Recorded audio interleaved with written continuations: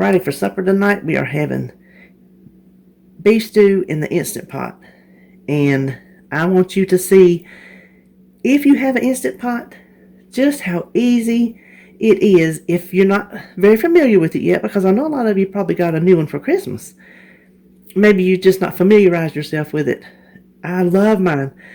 I think I told you before, maybe I didn't, I don't know, but I've got one of each. I've got a 3-quart, a 6-quart, and an 8-quart. And I love them all, and they all have their purpose. I keep the 3 and the 6 over here on this wall. This is like the wall of appliances. We boil our water, we blend stuff, and 2 Instant Pots. So there's all kind of stuff on the rest of the place, but this is my main Instant Pot area. So I love my Instant Pot. I should really do more with it than I do, but the things that I do with it are very, very handy. So I just want you to see how easy it is to make a good old pot of beef stew with hardly any effort whatsoever. It's not 2 pounds, and it's a little more than a pound. So anywhere between 1 and 2 pounds, and this is my 6-quart. And I put it on this plate because when it was thawing out, hold on, I'm going in front of you. Woo! When it was thawing out, it got all bloody and nasty, and I was not pouring that in my meal. And then, you know, what do we always do? We season our meat. We're going to pour some on it, but we still want to season up our meat. So that's just our house seasoning. Now, be careful. You're going to miss you're going to miss the rest of this. So this here, it just takes like a tablespoon. I didn't measure it. I just used my plastic. And in case y'all wonder, I don't think I've ever shared with you, but I have this problem with metal. Metal on metal. I don't like to touch the raw meat. And I don't like metal spoons in metal cans. Or on metal anything. When I go to...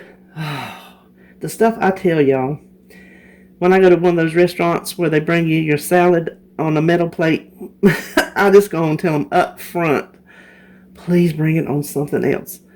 Because if I hear or even think of a metal fork touching that metal plate, I'm going to pass out in the floor on that nasty carpet that they don't clean, and I'm done with my meal. So there you go. Some more of neuroses of the day. Spoonful of this tomato paste. You only have to stir it in. Just plop it down in there. Now, why do I have it on this plate? Because unless you're making spaghetti sauce or something, you're never going to use the whole can. Just plop it out. You don't have to measure it, because usually what you use it in stuff like this, it's not going to be an exact, to the T. Put this in the freezer, and when the little blobs are frozen, I'll wrap them individually, either in plastic wrap or put them in one of those little flip-top type sandwich bags, and then put those down in another bag. And there you have 1, 2, 3, 4, 5 more blobs of tomato paste. That way you didn't waste the whole can. Next is garlic, and there is no measurement for the garlic, so just if you use this kind, you can just shake some in, or if you do the cloves and mince them yourself, just how many ever you want. Then just a bag of baby carrots, and if you want to do whole carrots cut up. When I did my grocery shopping, I already knew I wasn't going to feel it, so I bought the baby ones. Then, my poor potatoes have been sitting over here kind of getting brown. I just have, how many ever potatoes I want, and an onion.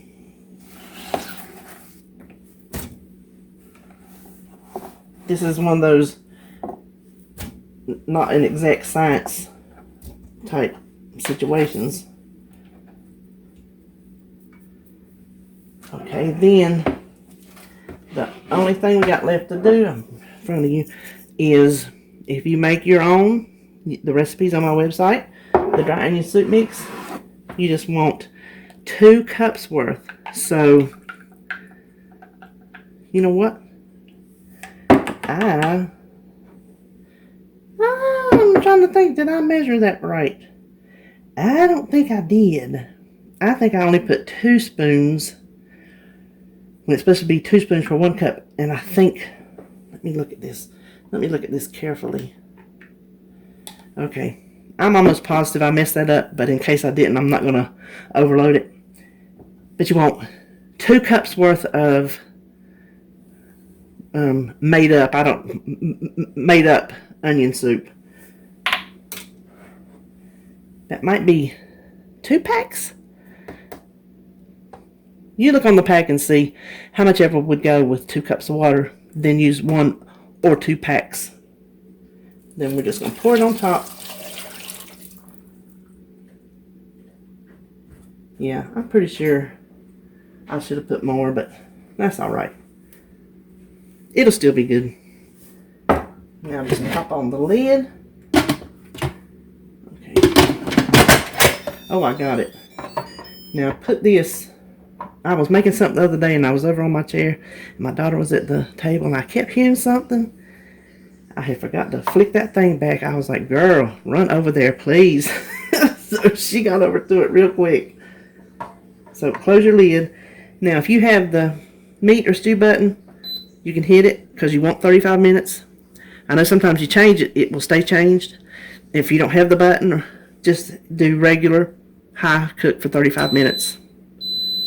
I will try to pay attention to tell you how long it takes to come up to pressure before it actually starts cooking. Okay, it took it about 15 minutes to come up to pressure. Then it cooked for 35. I let it do a natural release for 10, and then I just let the rest of the pressure out. So that was like 13 minutes plus 35 plus 15. So figured up, I looked at the clock, it's been about an hour start to finish, except for the chopping. So we're going to do this together. Hold on, I'm about to sneeze. Okay.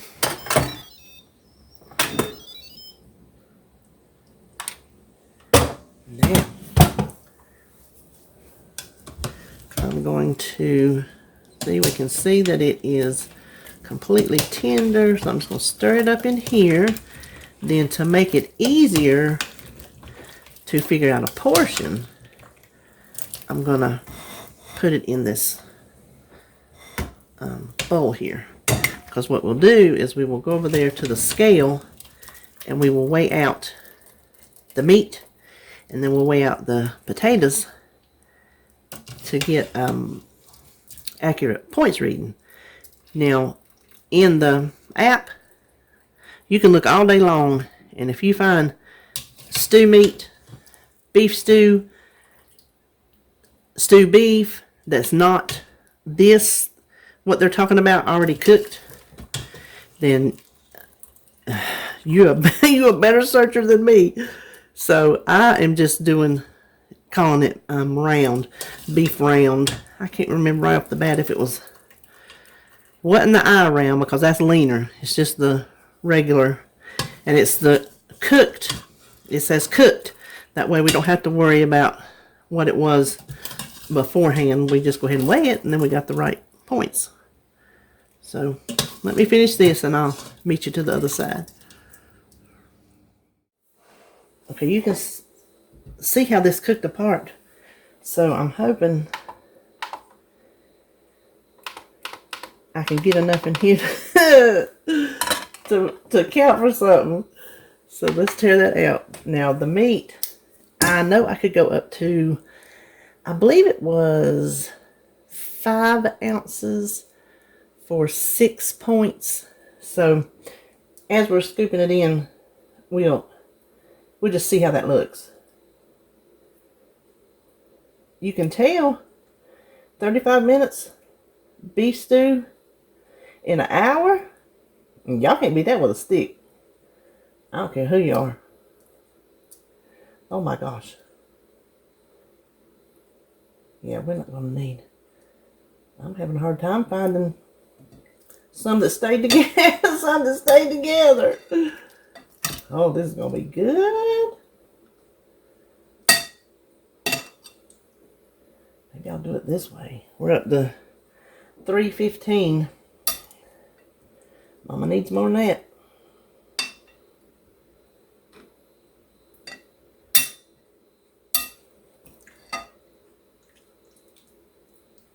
I would say you could back off the time, but I wouldn't.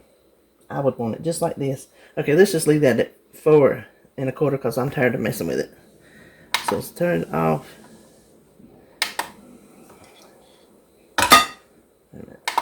Okay, now we can get these taters a whole lot easier. And I don't remember right off the bat how much they are, but that's something you have to do anyway. So, whether I know how much they are right now or not, ain't gonna change the fact that you're gonna eat some. Now is it? Just a matter about how much you want to eat. That is 5.5. We'll just leave it at that. Then I can go in here and find me some carrots and juice and not have to worry about counting that.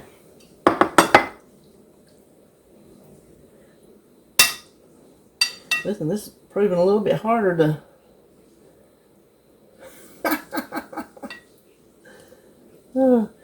What'd you do today, honey? I watched this woman scoop beef stew out of a bowl on YouTube. What'd you do? Okay, I'm not going to do no more. Instant pot beef stew. 1 hour start to finish. Not counting your chopping. There you go.